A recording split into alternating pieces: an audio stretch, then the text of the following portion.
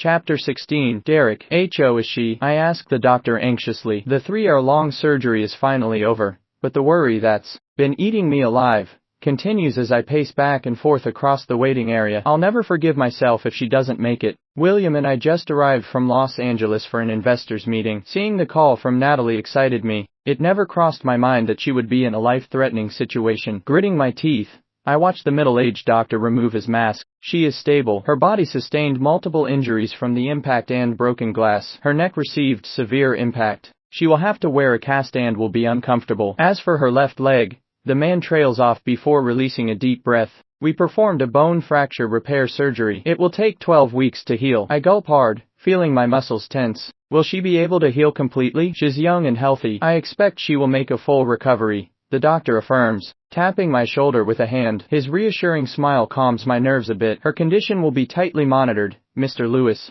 Thank you. Upon my instruction, William has dispatched several teams of bodyguards to secure all entrances and exits of the hospital building. In the recovery room is the highly skilled unit of female bodyguards that I have assigned to be her shadow. After my conversation with Ashton, I'd hired a group of mercenaries to ensure her safety, but to no avail. They were unable to protect her from the car accident. What happened? I questioned Camilla, the squad leader. Her dark, sharp eyes glint with remorse as she stares back at me. Without delay, she reiterates everything that happened. As it turns out, Natalie was the one who ignored all the traffic rules as she sped up to the site. She was panic-stricken, causing the collision. Nodding my head, I command Camilla to stand guard 24/7 and report anything suspicious. By morning, Mrs. Whittle and Mrs. Lint arrive. There are things I need to personally attend to, and leaving Natalie in their hands will put my mind at ease. I'll be back, I murmur, softly while stroking Natalie's ashen cheek. Gently, I kiss the back of her cold hand, hoping to share my warmth with her weakened body. Turning on my heel, I harden my heart and exit the ward quietly. William is already waiting in the lobby, his eyes bloodshot. He is sipping from a styrofoam cup which I presume to contain coffee. The man looks tired,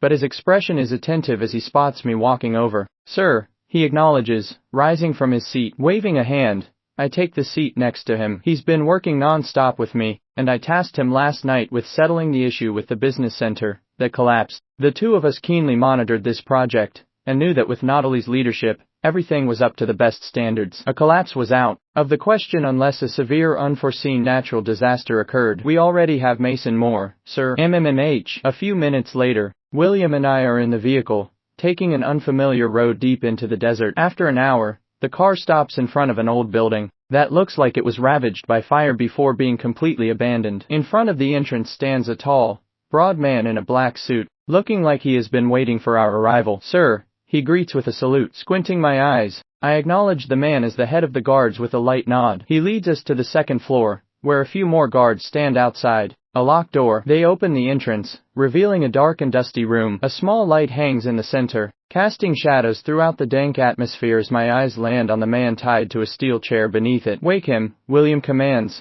his voice echoing eerily across the room. He brings out an empty chair and gestures for me to sit. They seized him at the casino after they heard of the collapse of the main building. I scoff disdainfully as I settle onto the chair and cross my ankle over my opposite knee. I watch the men throw a bucket of water on Mason's face. When he comes to, he looks at me murderously as he spits on the floor. What do you want from me? I've underestimated you. More. He laughs hysterically, eyeing me triumphantly. I knew you'd been snooping on me, Lewis. As sharp as you are, you're still no match for me. A man must know how to accept defeat. Even Natalie bought my outstanding acting skills. My jaw clenches. You are not to utter her name. Oh, why? Does it make you feel jealous? Mason mocks, smirking. I rise from my seat and step closer to him. I circle him slowly twice, then kick the chair hard from the back, thrusting it forward, causing him to fall face first. The man groans in pain. Walking to his side, I flip the chair over roughly, then step on his neck, putting enough pressure to choke him until his eyes bulge and redden. You killed your own brothers, raped and knocked off women,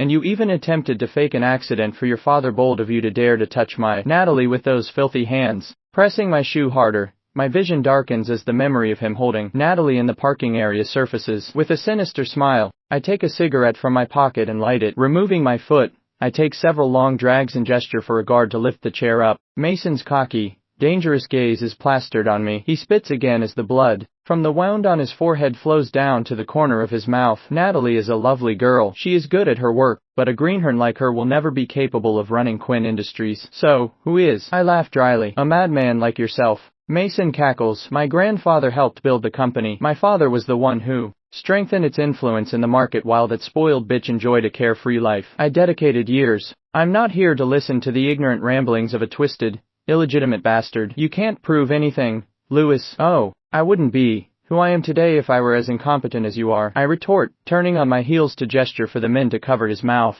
Bending down, I take another drag and press the cigarette against his neck. The man grunts in pain, his knuckles whitening. I repeat my actions a few more times, until the cigarette is put out. Tiring of him and this game, I instruct the head of the guards to do as they will with him, then make to leave. He is not to die, I order. Without another word, William and I head back to the villa. I take a quick shower and personally head out to meet with Mason's father while William heads to the site to ensure a speedy resolution of the incident. As the next largest shareholder of Quinn Industries, Arthur Moore will be in charge of facing the media regarding the scandal of the collapsed building. If Natalie is to take over the company, she will need not only a strong senior supporter, but a larger number of shares to have control. This man is the key. The meeting with Arthur is quick and effective. With enough pressure from Lewis Corporation and irrefutable evidence of Mason's countless crimes, we settle with Natalie gaining over 50% of the shares along with the man's irrevocable support.